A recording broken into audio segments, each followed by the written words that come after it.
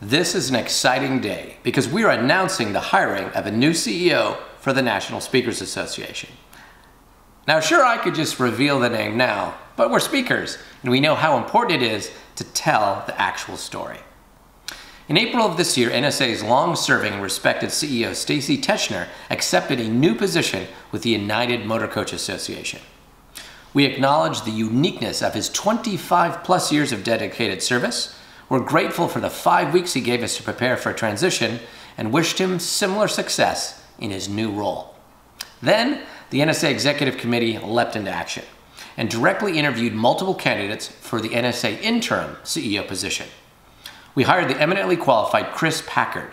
Chris's immediate value of providing operational expertise and a steady hand allowed us the margin to conduct a truly professional national search for NSA's next CEO.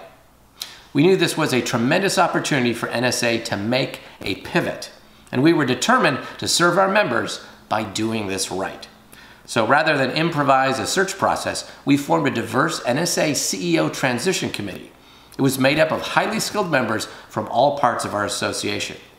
Then we hired Sterling Martin Associates, one of the leading search firms in the country that specializes in associations and nonprofits. They were tasked with finding us the best candidates to lead and to grow NSA. Now, the word of NSA's open CEO position was quickly shared nationally through many publications and networks. Those postings alone generated 62 initial applications, but the primary source for CEO prospects came through the efforts of Sterling Martin's team. They did direct outreach to 545 individuals that ultimately resulted in 58 screening interviews with high potentials. Then, through intensive long-format phone interviews, a slate of 20 candidates was presented to the NSA CEO Transition Committee. Each Transition Committee member read through extensive dossiers of candidates' backgrounds and then rated each candidate on a numeric scale on a previously developed key competencies criteria scale for the NSA CEO position. The ratings were then collated and ranked. The CEO Transition Committee members held 3 Zoom calls and discussed every single candidate's qualifications. The committee then reached consensus on reducing the list of candidates down to the top 7. On October 27th, the Transition Committee met in Atlanta and conducted in-person interviews with the top 7 candidates. They then narrowed that list down to the top 5 candidates. They were then further vetted with a series of confidential assessments and background checks.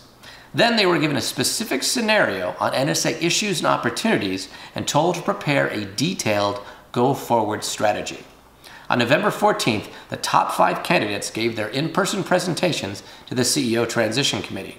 And then the CEO Transition Committee further evaluated and discussed the 5 candidates and narrowed it down to the top 2 finalists. On November 15th, at the NSA Board of Directors meeting in Tempe, each finalist gave an opening statement, made a presentation to the board, and were then interviewed extensively. Out of the 17 board members present, all 17 unanimously voted for the same finalist on the first confidential ballot.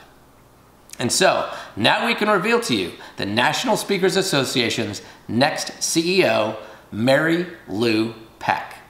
Mary Lou is coming to NSA from the Institute for Supply Management. ISM is an international association with 50,000 members in 90 countries. Mary Lou has been their Chief Content and Engagement Officer, in charge of ISM's specialty conferences, publications, online learning, new product offerings, marketing, and membership growth. Mary Lou was also tasked with leading and moving that organization into the future. They turned around budget deficits, transformed their culture, upgraded their technology, increased event attendance, sponsorships, and membership, and improved their financial status by millions. We like the sound of pretty much all of that.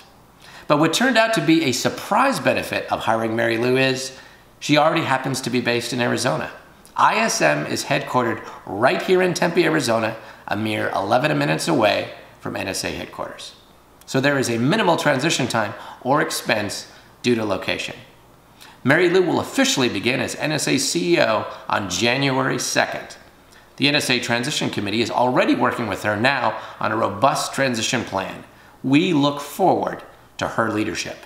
Please join me in welcoming Mary Lou Peck in the National Speakers Association.